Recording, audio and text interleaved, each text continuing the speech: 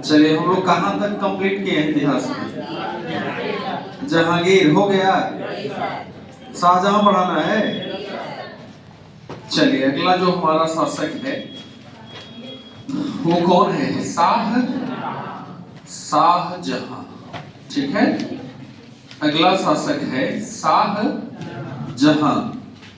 1627 से लेकर के 1658 तक। ठीक है, जहांगीर के बाद जो हमारा अगला शासक है वो है शाहजहां।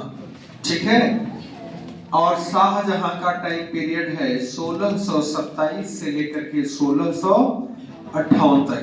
ठीक है, जहांगीर के बारे में हम लोगों ने बड़े विस्तार से पढ़ लिया है। अगर हम इसके परिचय की बात करेंगे शाहजहां के, तो आप सबको पता है कि शाहजहां का जो मूल नाम था वो मूल नाम था खुर्रम। क्या नाम था? खुर्रम। ठीक है, इसको उपाधि मिली थी शाहजहां की। उपाधि क्या इसकी है? शाहजहां। हालांकि यह उपाधि दिया है जहांगीर ने इसको, चूंकि दक्षिण का जो राज्य था अहमदनगर, वहां के उसके विरुद्ध सफलता, यानी शासक था वहां का मलिक अंबर, उसके विरुद्ध सफलता से खुश होकर के जहांगीर ने खुर्रम को क्या उपाधि दी थी?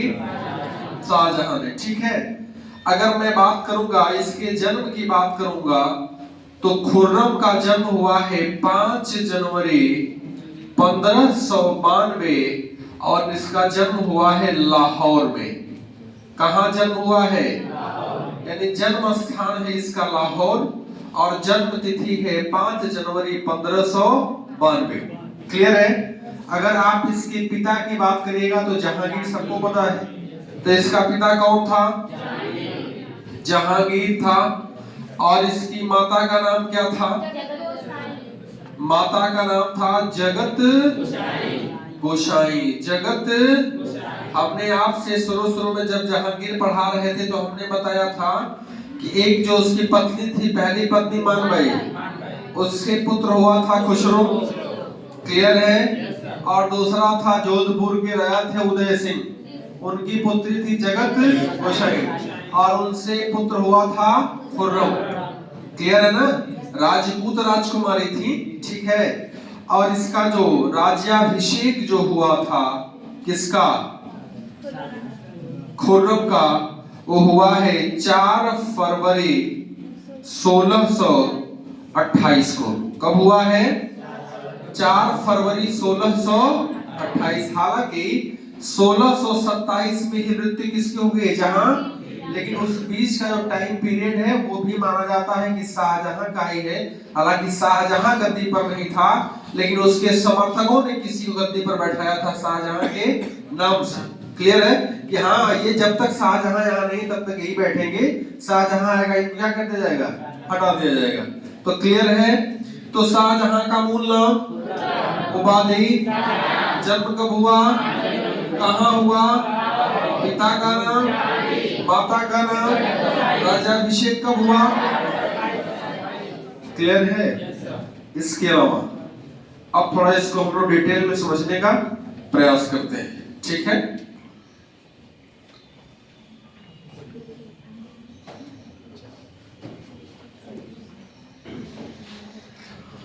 देखिएगा, जहांगीर के 5 पुत्र थे। कितने पुत्र थे? 5। यानी जहांगीर के अपने पत्नी और पत्नियों से कुल 5 पुत्र थे, जिसमें खुसरो था सबसे बड़ा पुत्र था, परवेज था, जहांदार था, खुर्रम था, शहरयार था। क्लियर है? देखिएगा, इसमें खुर्रम और शहरयार यही दोनों जिंदा बचे थे, बाकी ये तीनों जहांगीर के काल में ही इनकी क्या हो चुके थे। आपको पता है कि 1622 में खुसरो को कौन मारा था दक्षिण में? खुर्रम ने। क्लियर है? बाकी ये तीनों हैं, दोनों, इसके अलावा ये दोनों भी क्या हो चुके हैं? मर चुके हैं। तो बचे कितने? खुर्रम और शहरयार। अब देखिएगा, कि जहांगीर के काल में 1611 में इसने एक विवाह किया था नूरजहां से। क्लियर है? और नूरजहां का जो पहला पति था उसका नाम था अली कुली। क्या नाम था? अली कुली। और अली कुली और नूरजहां से एक पुत्री थी लाडली बेगम। लाडली और लाडली बेगम का विवाह शहरयार से किसने करा दिया था? नूरजहां। नूरजहां आपको पता है कि जहांगीर के साथ साथ नूरजहां भी शाही पत्रों पर साइन करने लगी। तमाम दरबार में गुटबंदियां शुरू हो गई। नूरजहां का वर्चस्व बहुत ज्यादा था। अब इधर जहांगीर अभी जिंदा ही है, तब तक ये नूरजहां यह चाहती थी कि शासक कौन बने? कि किसका दामाद था? शहरयार दामाद था ना। दूसरी बात क्या है, इधर हमने कहा था कि जब झुंटा नामक गुटबंदी को तैयार किया था नूरजहां ने, तो उसका विरोध किसने किया था? किसने किया था? इसने कहा कि खुर्रम को भी अपने पक्ष में लेने के लिए नूरजहां का एक भाई था आसफ खान, और आसफ खान की पुत्री थी अर्जुबंद बानो बेगम। ये नूरजहां की भतीजी है। भतीजी है ना। क्या करेगा? क्या करेगी वो? इसका विवाह 1612 में किससे करा देगी? खुर्रम से। किससे करा देगी?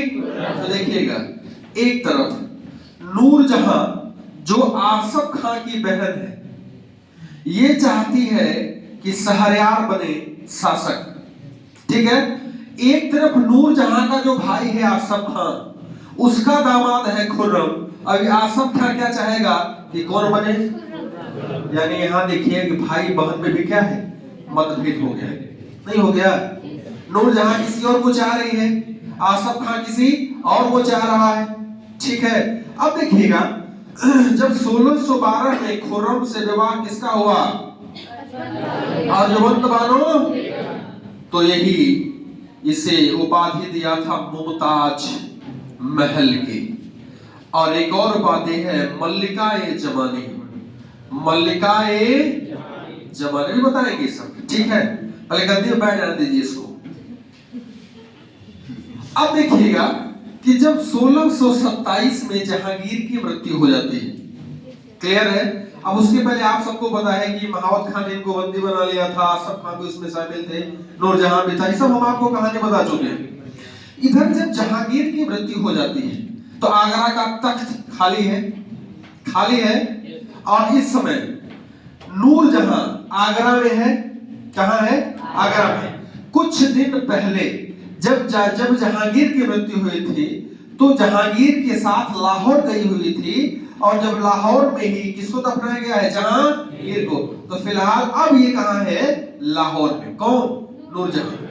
क्लियर है? आपको पता है कि शाहदरा में किसको दफनाया गया? जहांगीर को। तो सातों भी तो थी। तो अब ये इस समय कहां है? लाहौर में। आगरा का तख्त खाली है। आगरा में कौन है? आसफ खान। कौन है? आसफ खान, जो खुर्रम का क्या है? ससुर है। और इस समय जब जहांगीर की मृत्यु होती है तो खुर्रम दक्षिण भारत के अभियान पर था। कहां है? आसफ खान से पहले पता किसको चलेगा जहांगीर मर गया है? नूरजहां को चलेगा पता ना, साथ में ही है। अब क्या किया कि नूरजहां ने लाहौर में ही शहरयार को अगला शासक घोषित कर दिया। किसने? नूरजहां। इधर आगरा पे कौन है? आसफ खान है। आसफ खान ने तुरंत एक बनारसी नामक दूत से दक्षिण भारत में खुर्रम के पास एक संदेश पहुंचाया। कहा कि जहांगीर मर गए हैं, अगला शासक आपको ही बनना है।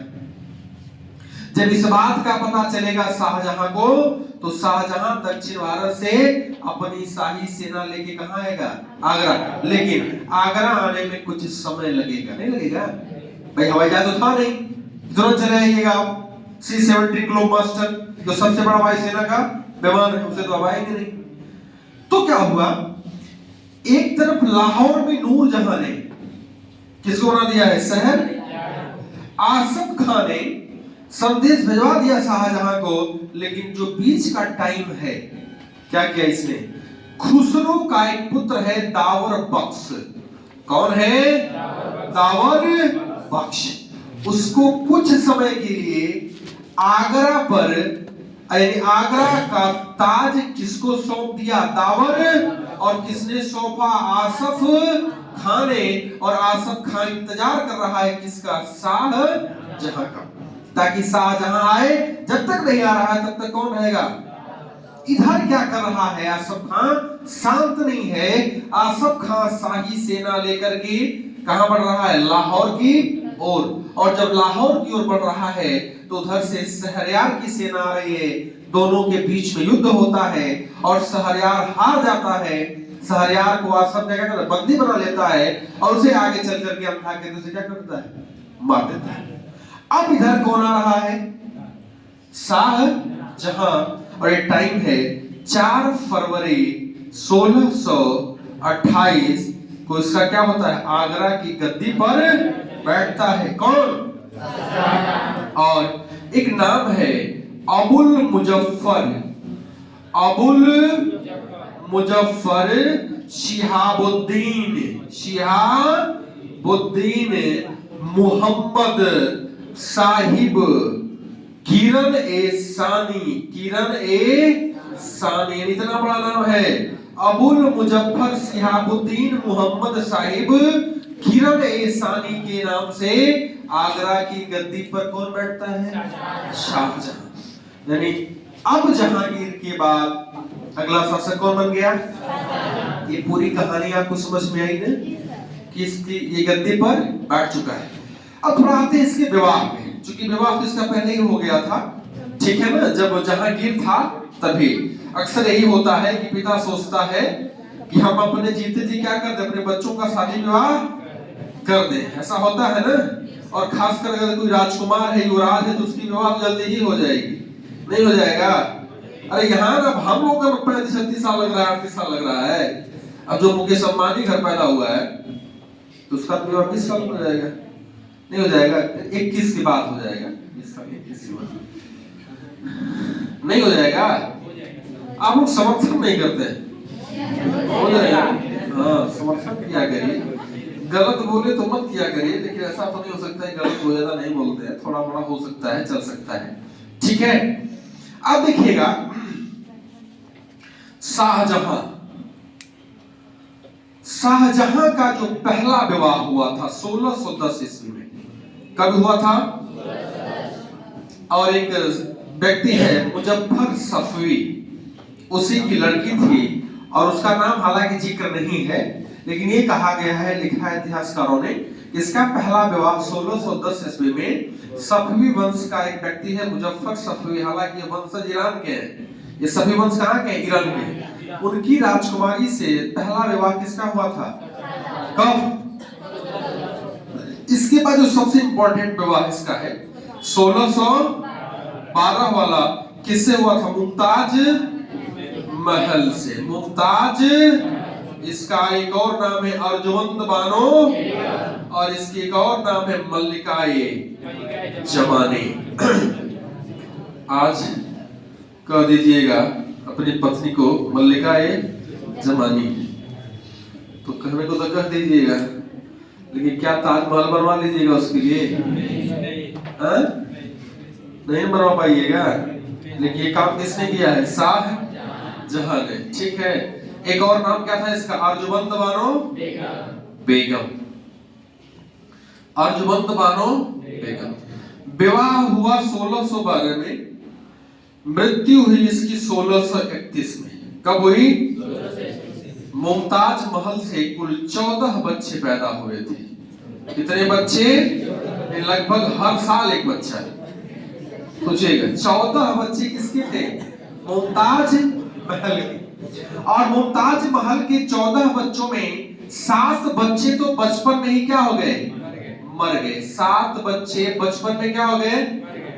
अरे आज भी सुनने में आता है, नहीं सुनने में आता है? गांव में 10 लड़के, 10 बच्चे, हालांकि 12 तो नहीं सुना है अभी हमने गांव में, लेकिन 8 बच्चे 10 बच्चे तो सुना है पिछली पीढ़ी। हो सकता है अब इस वाली पीढ़ी में इतना सुनने को नहीं मिलेगा। उसका रीजन होता है, दरअसल पहले ऐसा क्यों होता था कि पहले ऐसा, चूंकि जो बच्चे पैदा होते थे उनकी जीवन प्रत्याशा यानी बचपन के समय मरने के चांसेस ज्यादा होते थे, क्योंकि उसमें मेडिकल सुविधा उतना उपलब्ध नहीं था। आज क्या है कि आज मेडिकल फैसिलिटी ज्यादा है, इसलिए लोग ये सोचते थे कि अगर हमारे पास अधिक बच्चा होगा, 10 बच्चा होगा, तो 10 बच्चे में हो सकता है 4-5 तो काम खत्म हो जाएगा। उन जो 4-5 बच्चे उसमें भी 1-2 को कोई बीमारी हुई, काम जाते थे, 1-2-3 तो बच जाने चाहिए, ये कॉन्सेप्ट होता था।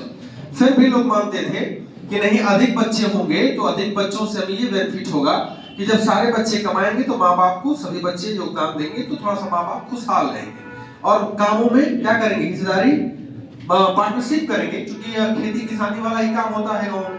ठीक है, एक बात और है कि गांव में बच्चों को पालने का जो खर्च आता है वो कम आता है, शहर में ज्यादा आता है, नहीं आता है। शहर में एक बच्चा पैदा करते हैं उसी में परेशान है, और गांव में 3 बच्चे हैं, आराम से कोई इधर खिला रहा है उधर खिला रहा है, आराम से पालन पोषण भी हो जाता है, तो थोड़ा खर्च कम आता है। इसलिए गांव में बच्चों की संख्या जो बर्थ रेट है वो ज्यादा है शहरों के बच्चे।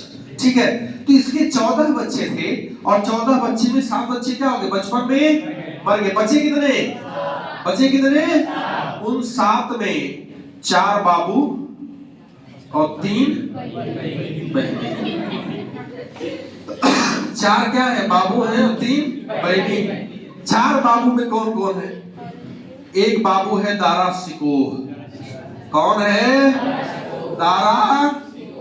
एक बाबू है औरंगजेब, इसको बाबू मत कहिए, औरंगजेब है, क्लियर है। एक है मुराद, कौन है, दारा सिकोह सबसे बड़ा है, मुराद सबसे छोटा है, और एक पुत्र शाह सुजा। 4 पुत्र हो गए, और 3 पुत्रियों में एक थी जहां आरा, एक थी रोशन आरा, कौन थी, रोशन आरा, और गौहन आरा तीसरी थी, गौहन। तो 4 दिन मिला के सबसे छोटा कौन है, मुराद, और सबसे बड़ा कौन है, दूसरे नंबर पे कौन है, तीसरे पे कौन है। इसका जन्म 1615, इसका 1616, इसका 1618, इसका 1624। क्लियर है। 14वें पुत्र जब पैदा हो रहा था तो उस समय ये थी बुरहानपुर। बुरहानपुर दक्षिण भारत में खानदेश की राजधानी थी, और बुरहानपुर में प्रसव पीड़ा के दौरान किसकी मृत्यु होती है, मुमताज महल की। और मुमताज महल जब मर जाती है तो इसके शव को कहां दफनाया जाता है, बुरहानपुर में ही। लेकिन शाहजहां के कहने पर इसके जो अवशेष हैं उसको लाया गया आगरा में जमुना नदी के किनारे, और जमुना नदी के किनारे ला करके इसी की कब्र पर ही खूबसूरत एक इमारत है ताजमहल। आज ताजमहल यूनेस्को की वर्ल्ड हेरिटेज साइट में भी क्या है, शामिल है। 1982 में से क्या कर लिया गया, शामिल कर लिया गया। किसको, ताज महल को। गए हैं आप ताजमहल, कोई नहीं गया है, कौन गया, सब लोग घूमे, किताब में घूमे कि वही सही में, सही में गए। अच्छा अच्छा, कौन महल है, ताजमहल का ठेका लिया था उस्ताद ईशा खान ने। उस्ताद ईशा खान ने, और इसको निर्मित किसने किया था, उस्ताद अहमद लाहौरी ने। उस्ताद अहमद लाहौरी ने। देखिएगा, अकबर ने दिल्ली में हुमायूं का मकबरा बनवाया है, सबको पता है। हुमायूं के मकबरे को ताजमहल का अग्रगामी कहा जाता है, यानी ताजमहल बना बाद में, उसके पहले कौन बना, हुमायूं का मकबरा। यानी हुमायूं के मकबरे की कुछ नकल मानी जाती है, किसको, ताज। इसके पहले भी हमने आपसे कहा था कि एक मकबरा बना था इत्मादुद्दौला का मकबरा, वो सफेद संगमरमर सोचिए ये भी संगमरमर का ही बना ताजमहल न। सफेद संगमरमर बेदाग संगमरमर से कौन बना है? पहला मकबरा था एतमादुद्दौले का मकबरा। और आपको पता है कि मिर्जा गियास बेग को जहांगीर ने एतमादुद्दौला की उपाधि दी थी और मिर्जा गियास बेग नूरजहां के क्या थे? पापा थे। क्लियर है? अब देखिएगा सबसे बड़ी बात क्या है कि ताजमहल वर्ल्ड हेरिटेज साइट में क्या है? सूचीबद्ध है। इसकी यानी इसका देख रेख, इसके संरक्षण की बात यूनेस्को भी करता रहता है। लेकिन समस्या यह है कि आगरा का जो ताजमहल है इससे लगभग 40 से 50 किलोमीटर दूरी पर ही मथुरा है। और मथुरा में तेल शोधन ऑयल रिफाइनरी प्लांट है, जहाँ पे क्या होता है? ऑयल को रिफाइंड किया जाता है। और क्योंकि आपको पता है कि ऑयल जब रिफाइंड होता है तो धुआं में एसिड निकलता है, ठीक है? और चूंकि जब हालांकि वह एसिड तो ऐसे गिरता नहीं है, अम्ल, अम्ल समझते हैं ना? अम्ल चूंकि जब बारिश होता है तो वह अम्ल वर्षा के साथ घुल करके नीचे आ जाता है, तब उसका हमें एहसास होता है। और चूंकि जब ये अम्लीय वर्षा होती है तो आप देखिए कि ताजमहल का जो लगा हुआ है सफेद संगमरमर, उसका रंग पीला पड़ रहा है। क्लियर है? उसका रीजन यही है। हालांकि सवाल भी आपसे क्या करता है? बार बार पूछ लेता है। क्लियर है? तो मुमताज महल की मृत्यु कब हुई? 1631। ताजमहल कहाँ है? आगरा। कौन था उसका ठेकेदार? ईसा खान। और किसने यानी वास्तुकार बनाया? किसने? उस्ताद अहमद। किसने बनवाया? किसकी कब्र पे? हालांकि शाहजहां भी जब 1666 में मरा न तो औरंगजेब ने कहा कि इसको भी ले जाओ, कहां गाड़ दो? ताजमहल में नहीं, यानी उसके कब्र के बगल में, ठीक है? हालांकि ताजमहल में ही होगा, सही है, उसके कब्र के बगल में। और कहा गया कि इनको दफनाया जाएगा तो वहां पे शाही सेना नहीं जाएगी, आम लोग जाएंगे और क्या कर देंगे? इनको दफना देंगे। किसको? शाह। हालांकि शाहजहां ने इसके अलावा कुछ और स्थापत्य का निर्माण कर, जैसे दिल्ली का लाल किला किसने बनवाया है? दिल्ली का जामा मस्जिद शाहजहां, आगरे का मोती मस्जिद शाहजहां ने, लाहौर के किला में एक तैयार किया है शीश महल, किसने बनवाया है? शाहजहां ने। इसलिए शाहजहां के काल को स्थापत्य कला का स्वर्ण काल, तो अकबर के काल को हिंदी साहित्य का स्वर्ण काल सबको पता है, जहांगीर के काल को चित्रकला का, तो शाहजहां के काल को स्थापत्य कला का। अब देखिएगा शाहजहां गद्दी पर बैठ गया है, ठीक है? विवाह भी हो गया है, टाइम भी हो गया है, बच्चे भी लगभग हो ही गए ठीक ठाक। अब देखिएगा इसके सामने कुछ चुनौतियां आएंगी। चुनौतियां तो आना लाजमी है ना? और इसके टाइम में पहला विद्रोह होता है दक्कन में। कहां होता है? दक्कन में। और दक्कन में जो सूबेदार है उसका नाम है खान ए जहां लोधी। क्या नाम उसका है? मुझे लग रहा है कि लोधी जो नाम है अफगान का नाम है ना? तो देखिएगा इसके काल में 1628 से लेकर के 31 ईस्वी तक दो प्रमुख विद्रोह होते हैं। एक है दक्कन का विद्रोह। कहां का विद्रोह है? दक्कन का। और दक्कन का विद्रोह करता है खान ए जहां लोधी। खान ए जहां लोधी ये अफगान है। ये क्या है? अफगान है। और अफगान का मुगलों से सब मामला ठीक था क्या? नहीं था, विरोधी थे दोनों, ठीक है? दूसरा विद्रोह था बुंदेलखंड में। दूसरा बुंदेलखंड में ये था जुझार सिंह का। सोचिए आज किसी का नाम रखते जुझार सिंह, नहीं जुझार चलेगा, जुझार सिंह तो नाम से चल जाएगा पता कि है वास्तव में जुझारू। जुझारू का मतलब बात बात में क्या करता है? थप्पड़ लगा देता है। नाम क्या उसका पड़ गया? जुझार। जुझार सिंह जो थे वो वीर सिंह बुंदेला के लड़के थे। किसके लड़के थे ये? और वीर सिंह बुंदेला की अगर मैं बात कर दूं तो वीर सिंह बुंदेला ने ही 1602 ईस्वी में अबुल फजल की हत्या की थी। किसके निर्देश पर? जहांगीर के। इसका मतलब कि जहांगीर के काल में वीर सिंह बुंदेला ठीक ठाक पोजीशन पे थे। और उन्हीं के पुत्र कौन है? जुझार सिंह। और जुझार सिंह के पुत्र हैं विक्रमजीत सिंह। कौन है? विक्रम। कहां पे? बुंदेलखंड में। अब देखिएगा हुआ क्या कि जुझार सिंह ने बुंदेलखंड का शासन किसको दे दिया? विक्रमजीत सिंह। और ये कहां चले गए? आगरा, शाहजहां की सेवा में। अब इधर विक्रमजीत सिंह क्या कर रहा है कि अपने प्रजाओं पर तमाम अत्याचार करके बहुत सारा धन इकट्ठा कर लेता है। और जब ये बात चली पता शाहजहां को, तो शाहजहां ने कहा कि वीर सिंह बुंदेला के काल से लेकर अब तक जो अवैध धन इकट्ठा हुआ है बुंदेलखंड के पास, उसकी जांच कराई जाए। और जब जांच की बात सुना कौन? जुझार सिंह ने कहा कि अब हम आगरा में नहीं रहेंगे। और कहां आ गया? बुंदेल। और बुंदेलखंड में जो ओरछा नामक जगह है, वहां पे शाहजहां के विरुद्ध युद्ध की तैयारी कौन कर दिया? जुझार सिंह।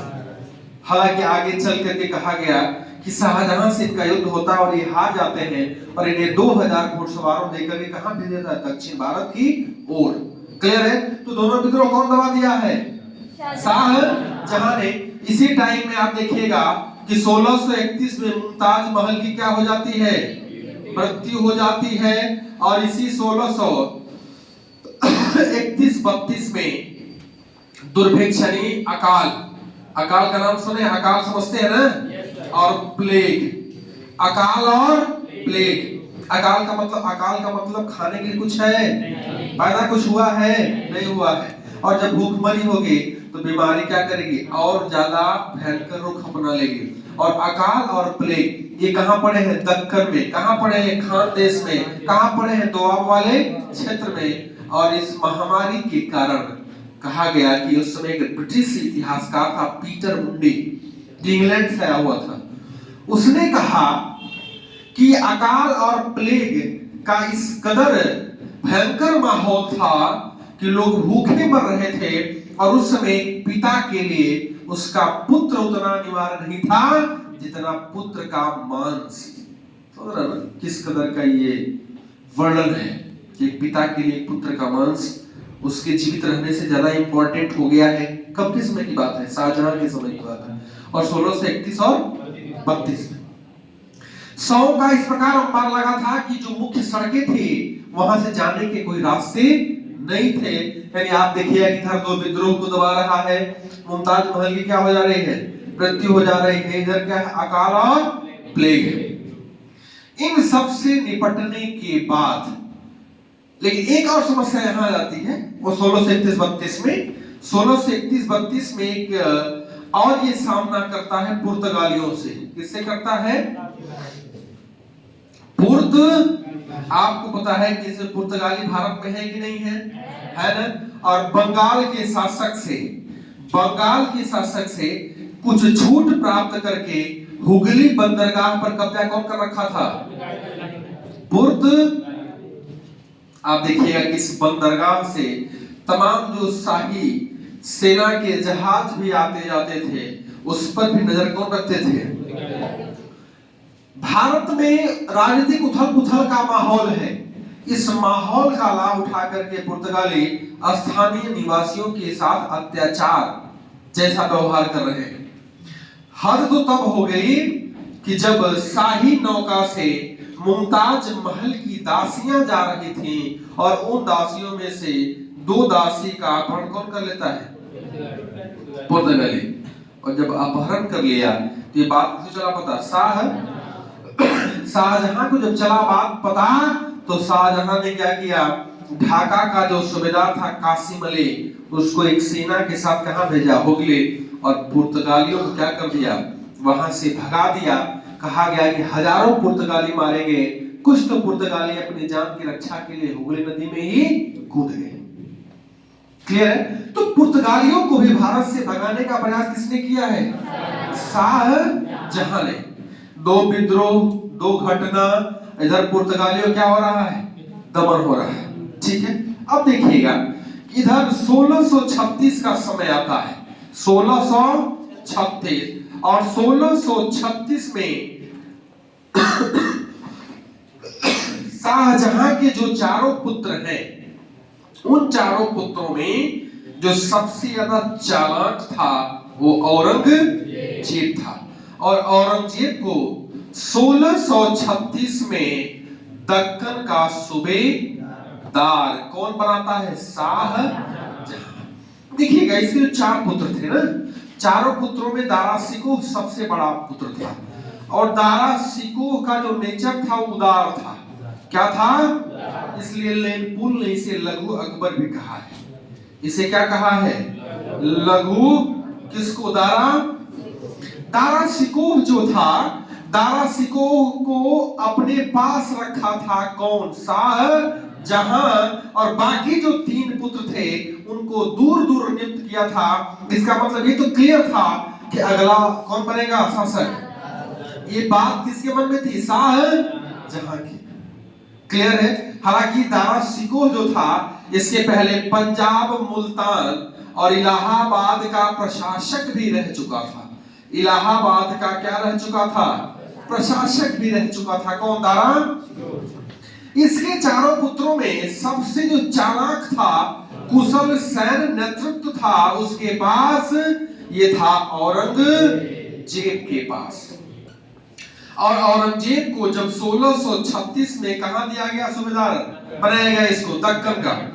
क्लियर है। तो 1636 से लेकर के 1644 तक ये क्या रहा है? दक्कन का सूबेदार। अब इस बीच घटना घटती है। क्या घटना घटती है?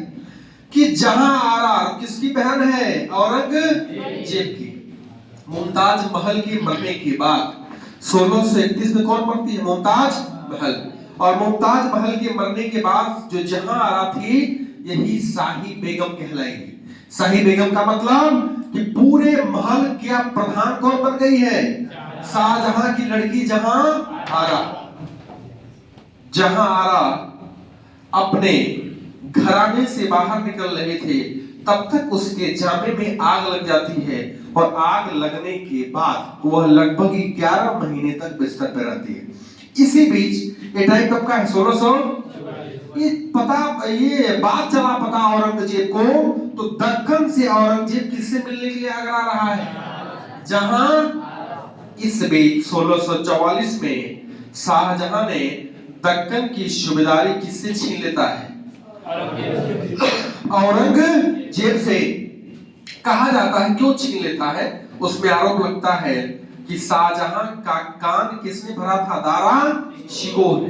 दूसरी बात ये भी आरोप लगता है कि दक्कन में जो सिया लोग थे, जो लोग हिंदू थे, उनके प्रति बहुत अत्याचार किया था औरंगजेब। इसलिए बात था पता शाहजहां को, लेकिन इस वजह से भी इसने क्या किया? दक्कन की सूबेदारी से क्या कर ली? छीन ली। हालांकि जहां आरा के कहने पर इसे गुजरात का क्या बनाया गया? फिर सूबेदार बनाया गया। लेकिन फिर 1652 में इसे कहां भेज दिया गया?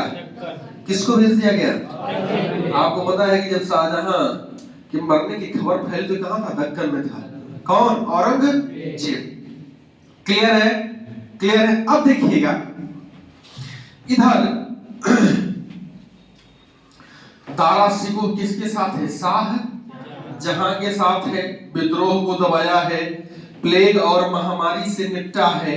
इधर औरंगजेब के साथ भी धीरे धीरे वो बर्ताव कर रहा है। वो समझ रहा है कि हमारे मरने के बाद इन चारों पुत्रों में उत्तराधिकार को लेकर के संघर्ष तय है। इसलिए इसने क्या किया?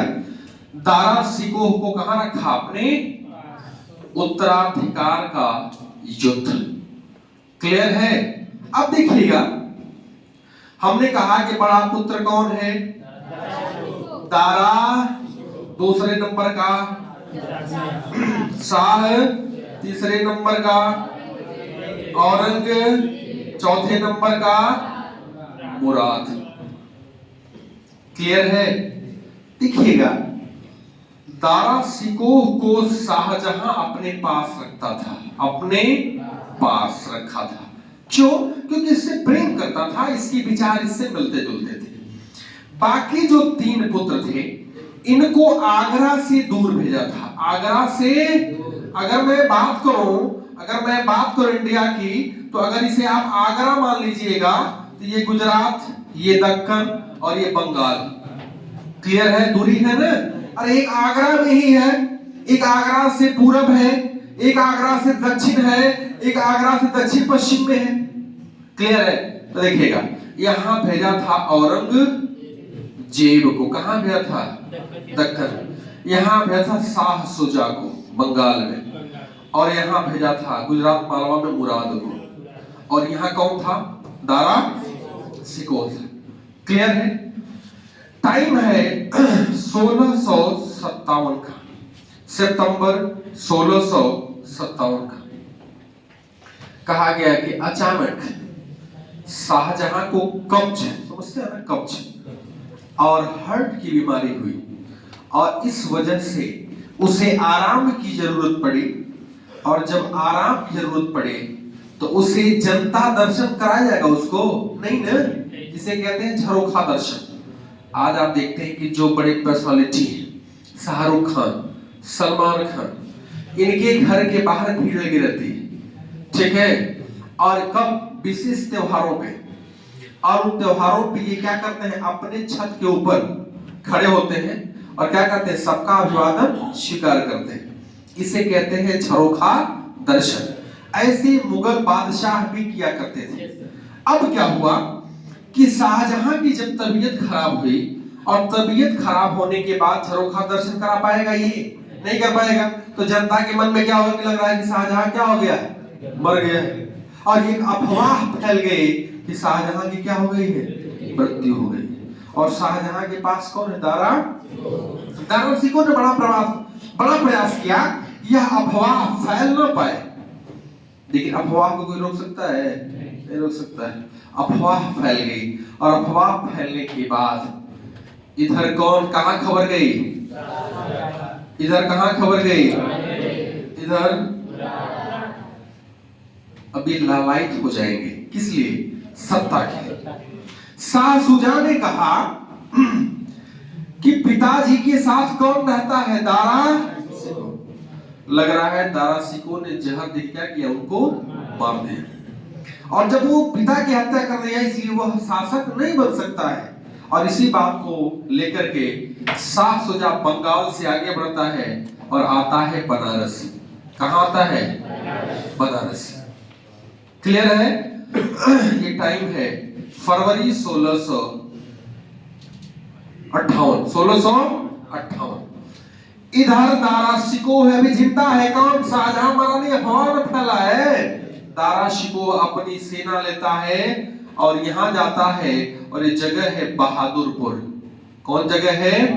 एक युद्ध होता है बहादुरपुर का युद्ध। उस युद्ध में शिकोह की सेना जीतती है, शुजा क्या होता है? पराजित होता है। फिर इस काम भाग जाता है बंगाल। काम खत्म हो गया। इधर दिक्कत क्या है? इधर मुराद है, और इधर औरंगजेब ने कहा कि पहले तीनों भाई के पास एक पत्र भेजते हैं। पत्र का मतलब क्या होगा? कि तीनों लोग मिल जाएंगे और क्या करेंगे? मिलकर किसको हटा देंगे? दारा। फिर आगे जो का देखा जाएगा। शाह शुजा इसके पत्र को स्वीकार कर लिया। कौन? मुराद। और मुराद की सेना इधर और औरंगजेब की सेना इधर, दोनों कहां? रास्ते में आकर के मिल गई। और रास्ते में मिलने के बाद इधर शुजा को चला पता, दारा शिकोह को चला पता कि औरंगजेब और मुराद की सेना दोनों कहां बढ़ रही है? आगरा की और यह एक युद्ध होता है धर्मत का युद्ध। धर्मत का यह जगह है उज्जैन के पास। उज्जैन कहां है? मध्य प्रदेश। और यह युद्ध होता है अप्रैल 1658 में। और एक तरफ कौन है? दारा शिकोह, और एक तरफ कौन है? औरंगजेब और मुराद है। औरंगजेब और मुराद कहां से आ रहा है? गुजरात मालवा से। औरंगजेब कहां से आ रहा है? दक्कन से आ रहा है। दोनों की सेना आपस में मिलती है, उज्जैन के पास पहुंचती है। धर्मत नामक स्थान पर अप्रैल 1658 में एक युद्ध होता है, धर्मत का युद्ध। और उस युद्ध में दारा शिकोह की क्या होती है? पराजय, हार जाता है। दारा शिकोह क्या होता है? हार जाता है। और हारने के बाद दारा शिकोह भागने का प्रयास करता है। इसके पीछे पीछे कौन आ रहा है? औरंगजेब और मुराद। औरंगजेब चालाक था, कपटी था। औरंगजेब और मुराद के बीच में कुछ टेंशन हो गया। टेंशन समझते हैं ना? टेंशन क्या होता है? टेंशन कभी कभी पढ़ते पढ़ते टेंशन नहीं होता आप लोगों को? होता है ना? जब टेंशन होता है तो सर दर्द करता होगा, आंख से कम दिखाई देता होगा, झंझनाहट शुरू हो जाती होगी, नींद भाग जाता होगा, नहीं होता है? किसको टेंशन हो गई? औरंगजेब और मुराद दोनों को। और जब टेंशन हुआ तो औरंगजेब ने कहा कि तुम्हें अब जीने का कोई अधिकार, क्या किया? मुराद को मार दिया। और औरंगजेब कहां पहुंचता है? आगरा। जब आगरा पहुंचता है तो आगरा में इसका राज्याभिषेक होता है। किसका? दारा शिकोह आगरा छोड़ के भाग गया है और इसको यहां मिल जाते हैं इनके अब्बा। अब्बा समझते हैं? अब्बा का मतलब शाह जहां।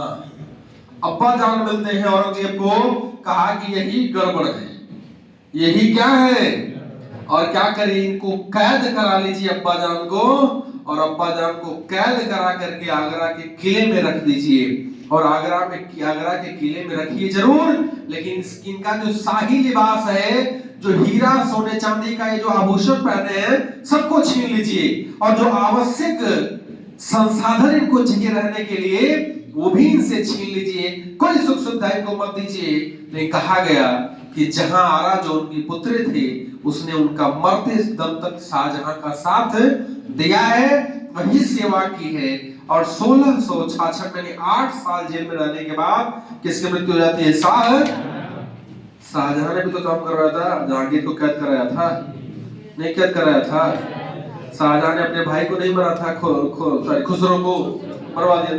ये तो चलता रहता है, ठीक है। चूंकि ये मुगल सत्ता में ये परंपरा है, क्योंकि मुस्लिम में उत्तराधिकार का कोई निश्चित नियम नहीं होता है। छोटा बड़ा को मार देगा, बड़ा छोटे को मार देगा, बाप बेटे को मार देगा, बेटा बाप को मार देगा। ये सब सत्ता के लिए चलता रहता था, ठीक है। अब देखिएगा, क्लियर है? धर्मत का युद्ध हुआ, क्लियर है। अगला युद्ध होता है सामूगढ़ का युद्ध। सामूगढ़ का युद्ध कौन युद्ध होता है? सामूगढ़ ही आगरा के पास, और ये भी युद्ध हुआ है मई 1658 में। जो अंतिम लास्ट युद्ध हुआ है मार्च 1659 में, मार्च 1600, यह हुआ है देवराई का युद्ध। देवराई का युद्ध, देवराई अजमेर के पास एक जगह थी, और देवराई के युद्ध में दारा शिकोह पराजित फिर होता है। हालांकि तीनों में हुआ है पराजित दारा शिकोह, लेकिन देवराई के युद्ध में जब होता है पराजित तो इसको पकड़ लिया जाता है, और कहा जाता है कि यह काफिरों का क्या है? नेतृत्व करता है। कौन? दारा शिकोह। इस्लाम के प्रति इसकी निष्ठा न होने का आरोप लगा करके इसका सर क्या कर दिया गया? कलम कर दिया गया। किसका? और दारा शिकोह को हुमायूं के मकबरे के नजदीक ही गड़वा दिया गया। इसे खरों गड़ दो। किसको? दारा शिकोह को। किसने किया? अब अगला शासक कौन बन गया? औरंगजेब। देखिएगा, शाहजहां के काल की अगर बात करिएगा तो शाहजहां के काल में शाहजहां एक ऐसा शासक है जिसने अपने प्रारंभिक समय में जो अन्य धर्म है उनके प्रति असहिष्णु रहा है, लेकिन लास्ट में चल करके इसने सहिष्णुता दिखाई है। यह कला और संगीत का प्रेमी भी रहा है। इसके काल में 2 चित्रकार थे, वो बड़े इंपॉर्टेंट है। इसके अलावा कुछ हिंदी के प्रकांड विद्वान थे, जैसे आप नाम सुनते हैं, एक थे पंडित जगन्नाथ, एक थे लाल खां। लाल खां को इसने गुण समंदर की उपाधि दी थी, ठीक है। आप देखिए कि दारा शिकोह को शाह बुलंद इकबाल के नाम से भी जाना जाता है। दारा शिकोह ने रामायण, महाभारत, उपनिषदों का फारसी में ट्रांसलेशन भी किया था। दारा शिकोह ने उपनिषदों का फारसी में ट्रांसलेट किया था। उसका नाम रखा था सर-ए-अकबर।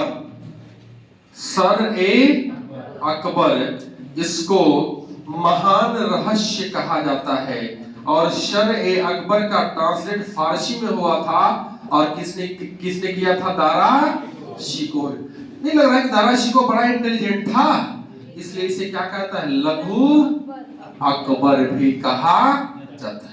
कोई दिक्कत यहां तक? लिख लीजिए आप लोग, ठीक है।